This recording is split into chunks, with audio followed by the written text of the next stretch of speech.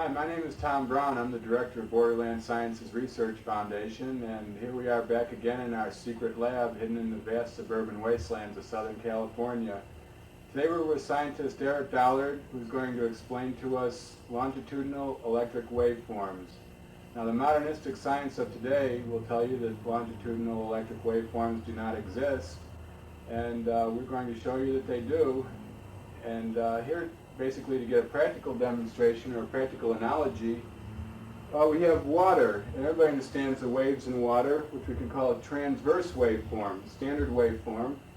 And we know standard waves as they go along in the water, and the movement of the water is up and down, just like we know a boat on the water will go up and down, and the energy flow goes in this direction. So a transverse wave, we have a phase quadrature between the movement and the energy flow. And here we have longitudinal waves. And a longitudinal wave could be like a tidal wave or a tsunami, which we know is undetectable till it hits the shore. So as it goes through the water, the movement of the water is linear and the energy flow is linear, so we see it's in phase conjunction. In the direction it goes in, the boat on the top will receive no up and down motion from that wave. And to get a more practical demonstration here, Eric Dollard will demonstrate. We have here a piece of BX cable, and I'll just act as the ground on this. Okay, to start with, our transverse wave, which will be our quadrature motion, be represented by this form. As we can see, I have an exact analogy to what's drawn on the board. If I transmit just one pulse, you can kind of see it takes a long time to get to the other end.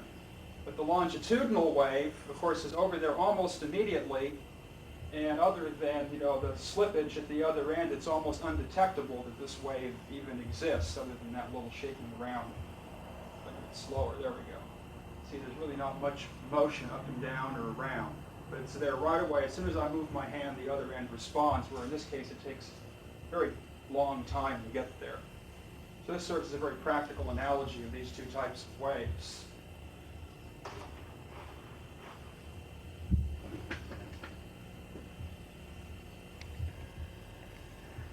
Okay, as to carry our analogy further here, if we drop a stone in the water, we'll produce both types of waveforms in the water. Now we know the transverse waves form concentric rings which propagate out.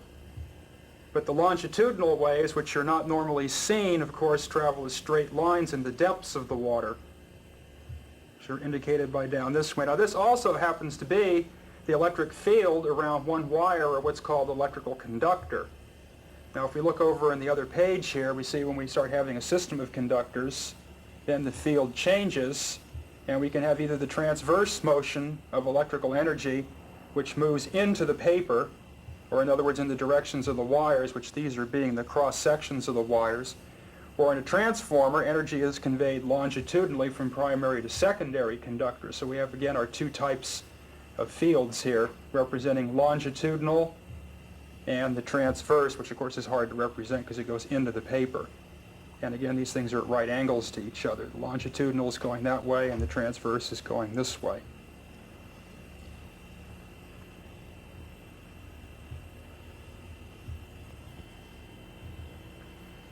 Okay, these lines that we see on the paper that we've represented as our wave fronts, in actuality around this system of conductors, represent what are called the dielectric fields of induction and the magnetic field of induction. Now in general, the magnetic fields of induction are concentric rings, as indicated by the dark lines here. Dielectric field of induction are usually radial lines, as indicated by the dotted lines. So in general, the dielectric field is conducive to the transmission of longitudinal forms of energy, and the magnetic fields are conducive to the transmission of electromagnetic or transverse forms of energy. So we might say that our transverse waves are called electromagnetic waves, which has become the standard terminology, but our new waves, or longitudinal waves that we're dealing with here, are called longitudinal magnetodielectric waves, in contradistinction to the existing form of the electromagnetic or transverse electromagnetic waves. This book by Steinmetz here is a good source of reference to prepare one for the study of these types of electric induction. Here's the title page here for those who'd be interested in finding out more about this stuff. This book is quite old. 1914. It was written as an explanation for another book that Steinmetz wrote on the theory of electric waves, which is extremely complicated. But this one's quite simple and will render information to the electrical engineer that completely changed the outlook on electricity.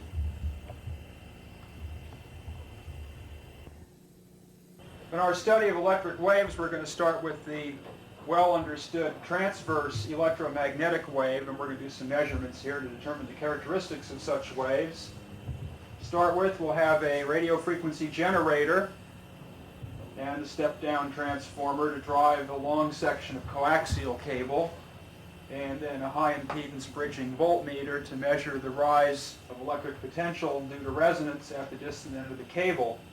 Now we'll go over to our test setup here on the bench. And we have our radio frequency generator and our transformer, which is a little toroidal core inductance. And then we have a roll of just regular coaxial cable and the high impedance voltmeter. Now what's going to happen here is a series of impulses, alternating electric impulses, will be produced by the radio frequency oscillator and launched down the cable with a finite propagation velocity. These impulses will travel around in the cable, reach the open circuit at the end of the cable, turn upside down, and reflect back, and again be delayed and return to the oscillator. When the impulses of the oscillator frequency are such that they match the time of propagation delay produced by the propagation of electricity down the cable, when this inverted impulse comes back from reflection, the oscillator has gone through 1/2 of a cycle, and it also is producing an inverted impulse. So these two inverted impulses add, and a double impulse goes back down the cable, turns right side up when it gets reflected, comes back to the oscillator. The oscillator has gone through another 180 degrees of shift and is producing a right side up impulse to match the reflected inverted, or now right side impulse. And this process keeps on going on and on until the voltage rises to a level where the losses of the system prevent any further increase. So what we're going to do is we're going to sweep the frequency here and find the resonance point of this cable to determine propagating velocity. Now, as you can see on the voltmeter here, we have a definite peak.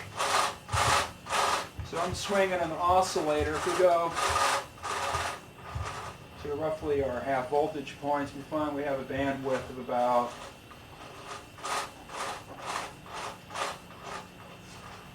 a few hundred kilocycles roughly. And it peaks out at a frequency of almost precisely 2200 and 20 kilocycles. So what we'll do next is we'll plug this into our equations and determine the speed at which our impulses propagate on the coaxial cable.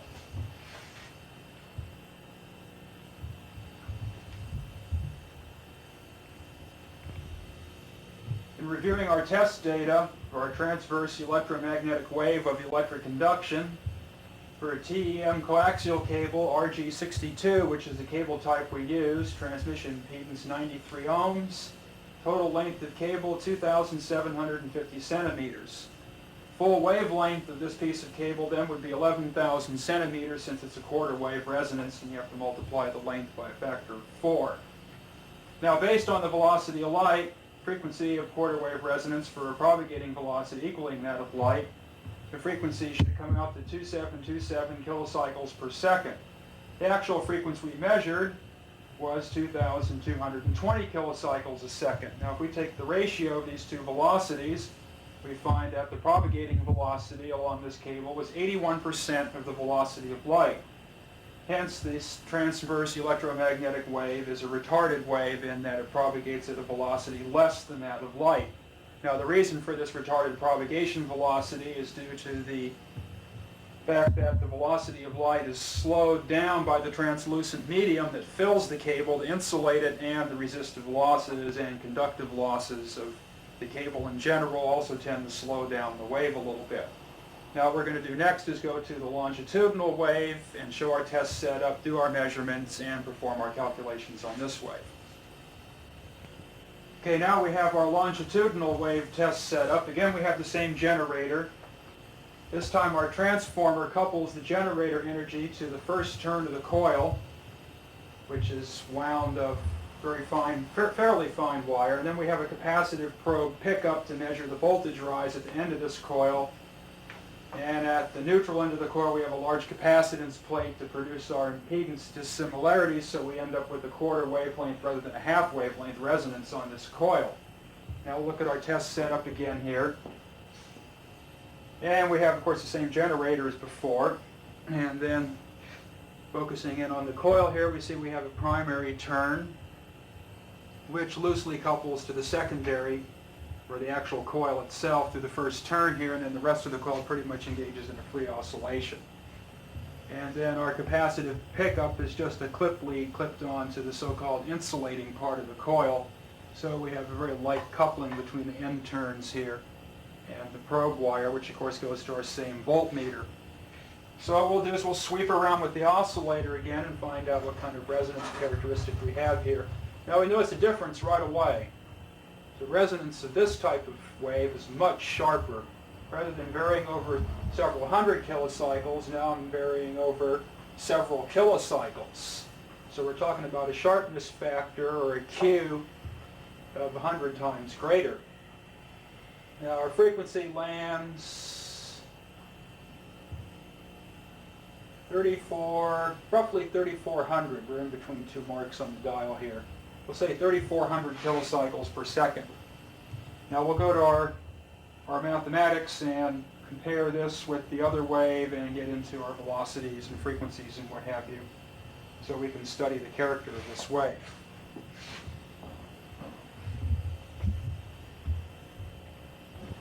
Okay, covering the test data here for a longitudinal magnetodielectric wave. Our LMD wave structure was a Tesla extra coil. Transmission impedance of this was 4,200 ohms. Wire length, again, is 2750 centimeters to make it analogous to our roll of coaxial cable. And again, the full wavelength would be 11,000 centimeters. 4 times 2750. So the frequency of quarter wave resonance for a propagating velocity of this length equaling to that of light would be 27 kilocycles, such as before. Our actual frequency measured, of course, was 3,400 kilocycles per second. So taking our ratio of frequencies or velocities gives us a velocity of 126% of the velocity of light. Hence, this wave is an accelerated wave. So we've broken the speed limit of the velocity of light. Or you might say we might get a ticket from the relativity police in this case. At any rate, going back to our structure over here, we can see how this occurred. Is we're really not having transverse flow between the turns anymore, but the energy is now spiraling due to the complex quantities of induction along the wires in this direction. So we have a spiraling wave around the coil, and this gives us an effective velocity exceeding that of the velocity of light. And this shows a very fundamental error in many texts, which give the method for calculating the resonant frequency of a free oscillating coil, or a Tesla coil, as being related to the velocity of light. So clearly we have to develop a new system of equations to describe this. Now what we're going to do next is build up a system of analog computers where we can study these waves a little better. With the coaxial cable, obviously we'd have to cut the cable open and stick probes inside to make measurements. In this case, focusing in on the voltmeter, when we use the longitudinal resonance structure, the thing is very sensitive, as you can see on the voltmeter, to any type of changes around it. So if you try to get in there to measure it, you can see by me bringing my hand near the coil that a definite shift out of resonance occurs in the meter. And as an example, I'll keep my hand very close to the coil and find the new resonance peak, and it's gone down about 30 kilocycles just by bringing my hand within 3 inches of the coil. And of course, I bring it away, I have to rehunt for the new resonant frequency. So we'll show you how these waves exist in their analog form, and Tom Brown will give you a brief introduction on the relation between the analog computer and the digital computer, and why we have to use analog computers for the study of these waves. And this will constitute part 2 of this videotape.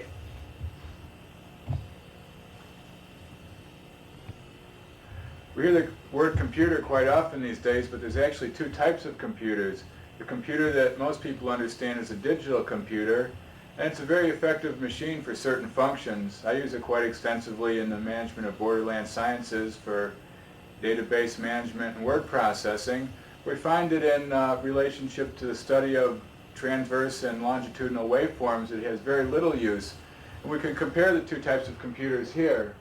In digital computer, which of course is silicon chips, we have numerical functioning only. In an analog computer, which is a network built up of coils, capacitors, and various physical things, we have physical functioning as well as numerical. In the digital computer, we have no measurement of function as possible. While in the analog computer, we have direct measurement possible at any point. So you can stick probes in there and find out what's happening at all different sections of the waveforms, where you can't do anything like that on the digital. The mathematical form of the digital computer is dissimilar to that of the wave under study, in fact somewhat inimical to it. And the mathematical form of the analog computer is identical to the wave under study. It's an actual structure in space representing what the wave is. And a digital computer cannot be connected to actual operating electrical system directly, but an elaborate interface must be employed. So you're not really getting a direct relationship between what you're doing. Its interconnection must be used. While analog computer can be directly connected to the electrical system and thereby perform operation upon actual waves. So we find in the analog computer that there is an actual tool for the studying of these waves, and a very promising laboratory tool.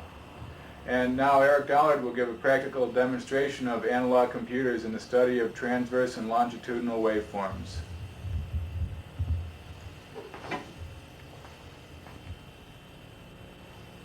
Okay, in our analog study of electric waves, we'll start with an element of what we've been working with, which should be one pair of wires.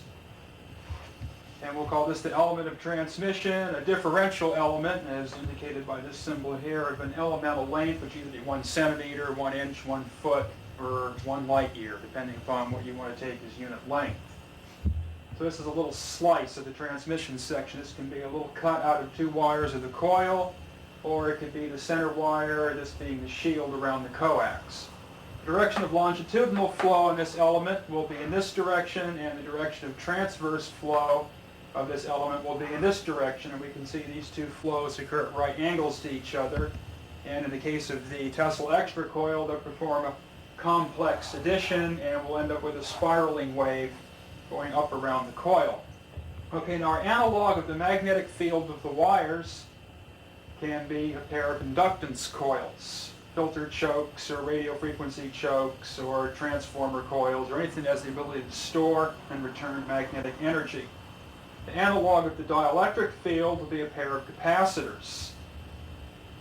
And these can be any form from mica to oil, depending upon exactly what you want to do. Now, when we combine these 2 together, then we have the analog of the complete transmission element.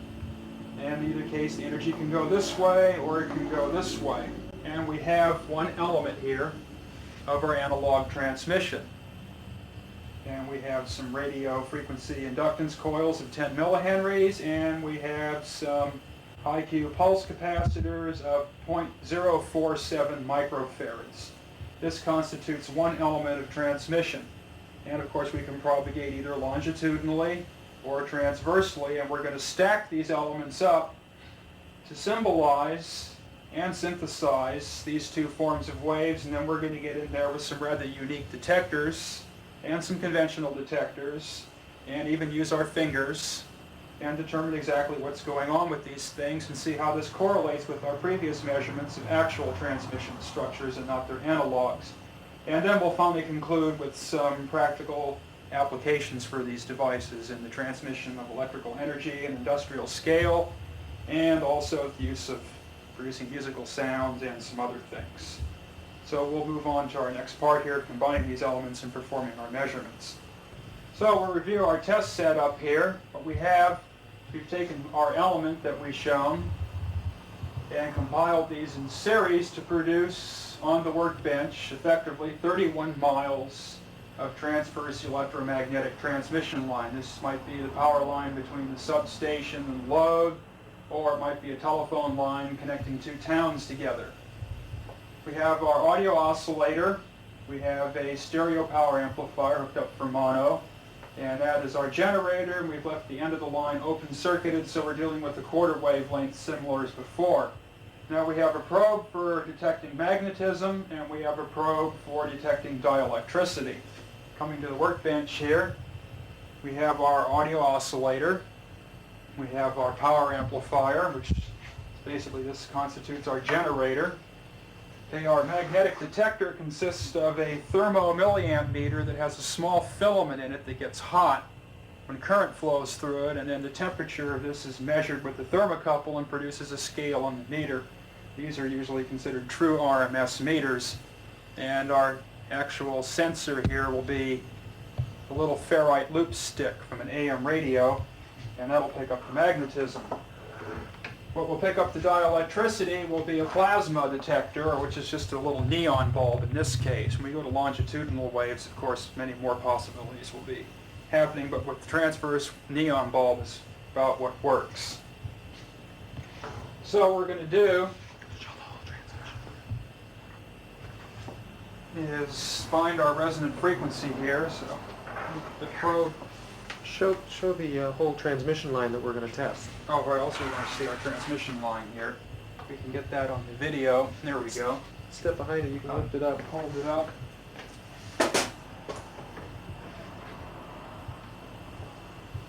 So this is our analog of transverse electromagnetic propagation. You can see the capacitors are in shunt and the coils are in series as shown on the board. And it produces a definite geometric pattern. And of course we've got points where we can make measurement here.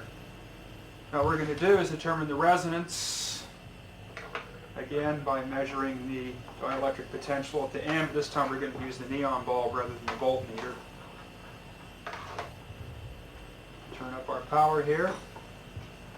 And you may be able to hear the thing coming to life.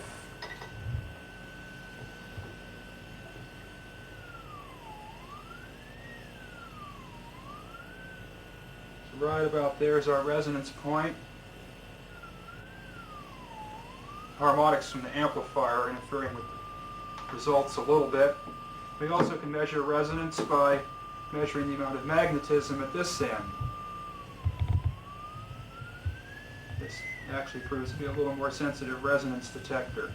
Okay, now with finance we can actually study this wave now and its character. We can probe down the line and see the very characteristic magnetic distribution. So on our first stage here, we have a very measurable quantity of magnetism. Next stage is dropping off. Next stage is dropping down further until finally we get to the end, there's no more magnetism left. Now with the dielectricity we can start from the end, bring the bulb off of overload a little bit. And we can probe down to the next stage. It's a little weaker. And here it's not even measurable anymore. So the dielectricity has dropped off going this way and the magnetism has gone this way. So we can see our classical distribution of magnetism and dielectricity on a TEM line, where the magnetism rises towards the low impedance source and the dielectricity rises towards the open circuit or high impedance load end of the line. Of course, no load being hooked up at this point. And we also can use our fingers too, which serve as very good measuring devices. The voltages are low enough and the frequencies are high enough. Find the coils at the end here getting quite hot, which can be expected. And then they cool right off until the end, no heat is felt. The capacitors down here are cool. As we get further down the line, we find the capacitors get warmer. So we find that we have a separation of the heating effect, where the dielectric heating effect, understandably, is occurring where the dielectric energy intensity is maximum, and the magnetic heating effect is maximum at the end where the magnetism is most intense. Now what we'll do next is we'll build up this analog computer into a section of longitudinal magnetodielectric transmission, and we'll compare our frequencies. Oh, by the way, the frequency of this is 1520 kilocycles per second. And we'll compare this with the frequency of our next unit, which will be in our next part here.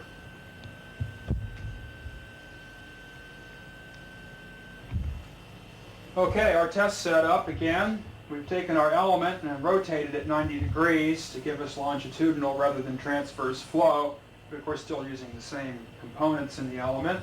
We have our same amplifier. Oscillator arrangement, the amplifier is producing about the same amount of power as before, but now our distributed line looks like this, and it's a quarter wavelength long, being that we have our low impedance, high impedance. Now the length that this symbolizes is indefinite by conventional terms because this represents wave propagation in counter space, something that's little understanding of exists. The propagation in counter space would be measured in per mile or per centimeter, so we have to figure our length on that, and so little knowledge exists on that right now that we can't give a definite figure. But we can take precision measurements and determine exactly what's going on here.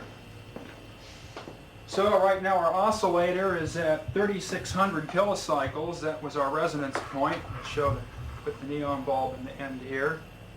Hold our line up so you can see how it's constructed. You gotta be more careful now because it's much more intense. Transverse than longitudinal mode. Okay, we'll do our sweep here, and you can see the resonance is extremely sharp on this. I just barely move the dial and it goes out, and the activity is so high that now it'll even light a fluorescent lamp with the same amount of power. So as you can see, I only need one wire at this point, where before I had to connect up in conventional electric circuit fashion. And again, reminding you, this is the same amount of power. So we can see the oscillations are much more rapid, much more intense. Now let's study this like we did before. Let's start by seeing what our magnetism looks like. So we'll start down on the bottom here. We don't get too much indication. And it goes up there fairly well. It's quite intense there. And here I don't even dare bring the thing up or I'll burn the meter out. So we see, in contradistinction to before, the magnetism is rising towards the open circuit, something that doesn't normally occur with conventional electric waves. Now we'll do the dielectric part. And of course you're probably seeing interference in the TV screen. And of course that's, if you've seen in the other videos, is characteristic when we start to deal with longitudinal waves, as they propagate quite well through space. Or in this case we might say counter space. And we can see the dielectricity drops right off. Now for comparison, I'll put the neon bulb right across the line. And you can see it's just brilliant. I don't dare keep it there. It'll be gone in a second. And we get quite a spark off the end of the thing too.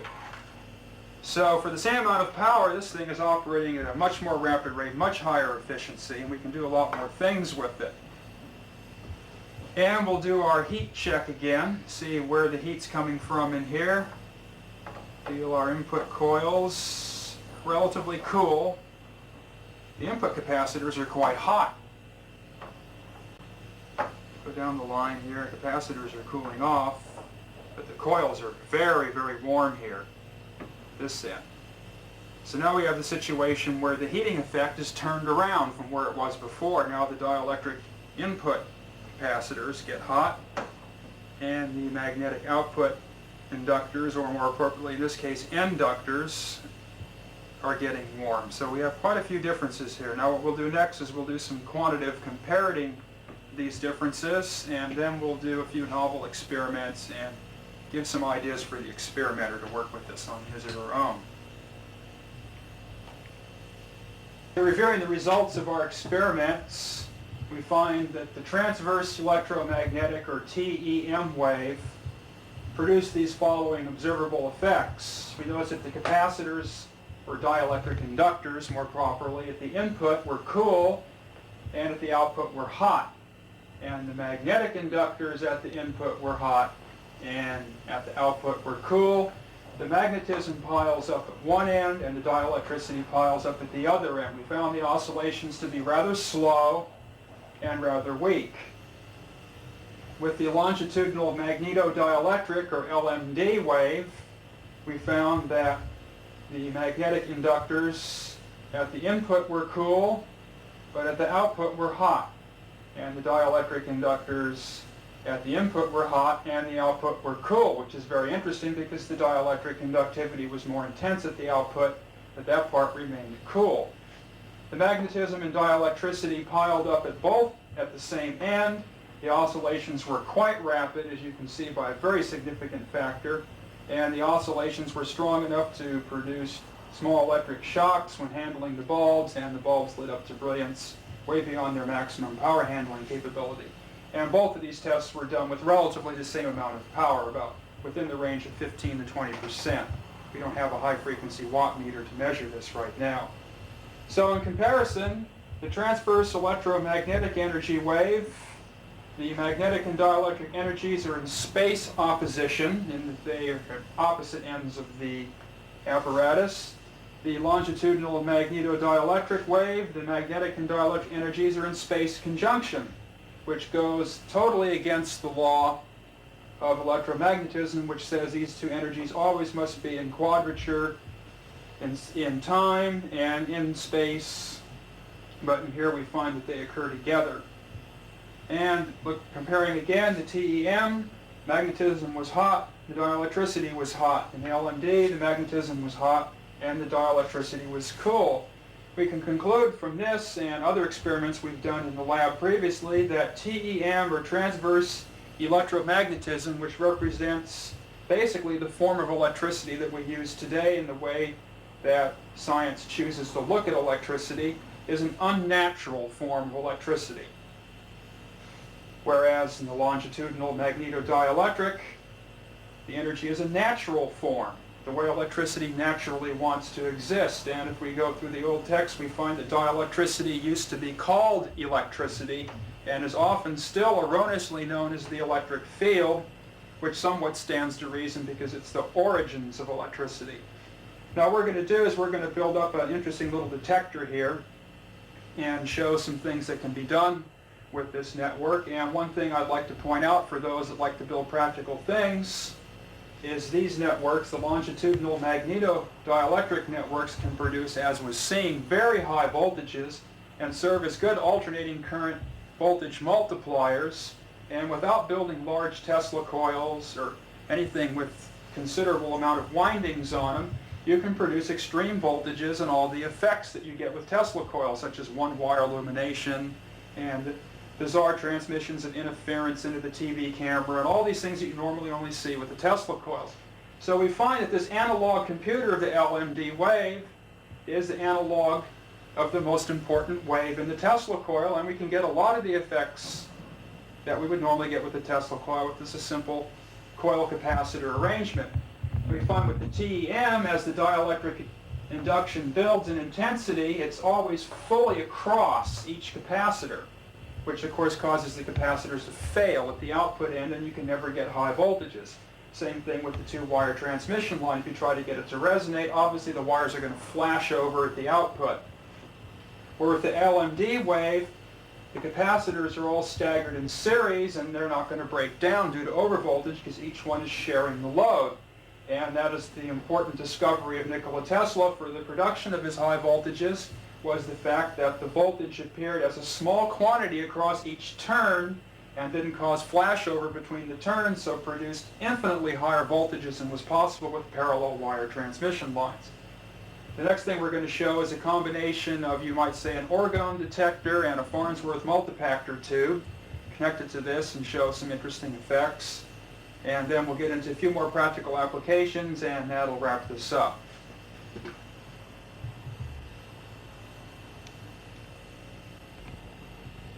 Okay, we have a few experiments we're going to do here. We have a 90-volt battery and a Simpson Model 260 voltmeter with a 50 microamp movement, and we've used the range meter as a ballast resistor.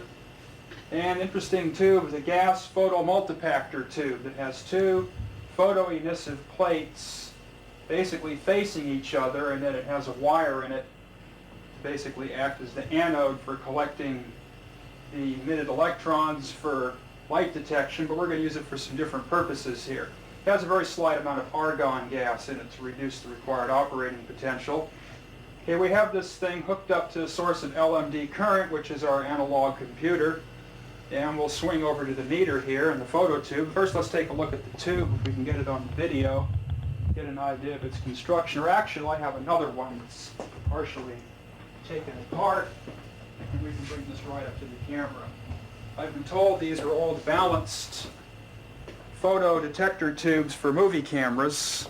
So you bring it up real close here, and we can see what's happening inside.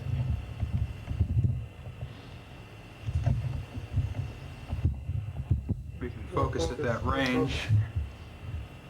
There we go, we got it.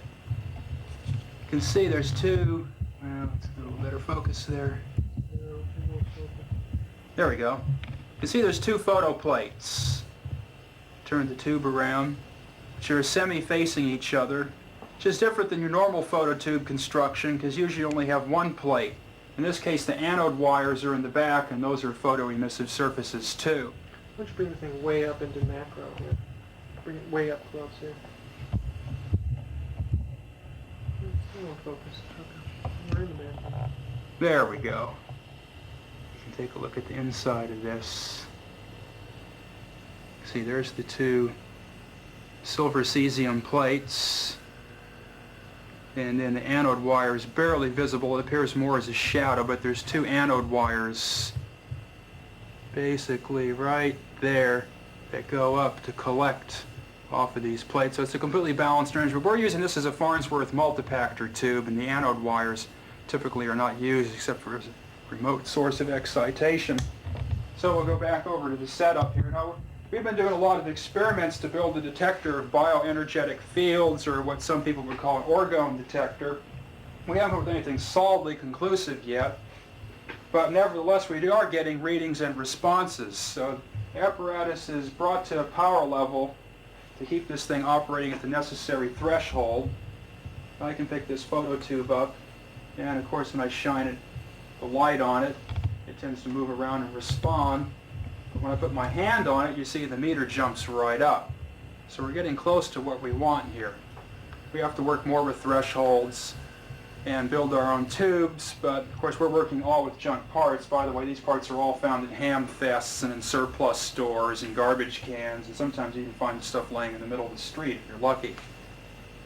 Now what we're going to do is change our setup here a little bit. Connect this as a regular photo tube and remove our source of excitation. And if we can see, the Simpson shows that we got a slight response from the fluorescent lamp. You're right in front of the meter, so I can't show both. There we go. We got a little bit of response from the room illumination, which is pretty bright for the videotaping purposes. Now I'm going to bring the intensity of our apparatus up here to a point where we get some reasonable output. And we can see that the photo tube responds quite readily to the longitudinal dielectric induction existing at the end of this, primarily due to the presence of ionized gas. Get behind here so you can see the meter. See, it just jumps right up. Even though the illumination by the gas in there is barely visible, and of course I have a big 750 watt bulb hanging right up there on the ceiling, and that produces hardly any output at all. Now we'll go back to the board and do a little brief description of what multipactor action is all about. This was something discovered by Philo Farnsworth around 1930. He developed a whole series of tubes based on this principle that eventually led to practical nuclear fusion. Totally electronic, required no large magnets or lasers, and the thing basically occupied a space of roughly 10 cubic feet and produced 100 kilowatts of direct current, 1 ampere, 100 kV, for about 5 minutes before the little electrode screens inside the tube would melt. Going back to the original photo multipactor, what happens is something will dislodge an electron from the plate, which will fly off and then be attracted to the other plate. little high-frequency oscillations of the wiring will produce jittering. Now this electron flies off, hits the other plate, will knock more electrons off, which will fly around and go back to the other plate and knock more electrons off until eventually you can build up very powerful UHF oscillations with these things. The reason Farnsworth developed this tube was at the time the tetrode vacuum tube had not been developed yet. And being Farnsworth was in the process of inventing television at that time, he needed very high gain, high impulse response, or you might say wide band amplifiers, and he just couldn't get that out of the old triodes. So he decided to abandon the hot cathode grid tube completely and came up with this photomultipactor tube, which now in its final form that's available to us today is known as the photomultiplier, which many people are familiar with and forms the heart of every television camera. Television camera tube, of course, being invented by Farnsworth, as many know. Our dielectric induction detector was basically this down here, using this multipactive process to provide roughly a gain of about 60 to 70 decibels, so that the slight amount of ionization produced by the induction produced a significant response on the meter. Now, of course, we hook this to a tank circuit tuned to the appropriate transit time frequency. This effect will be magnified even more, and gains of 120 decibels are possible with a single tube. Now we're going to get into some maybe practical connections of this circuit and a few other things, and that'll be pretty much it for this demonstration.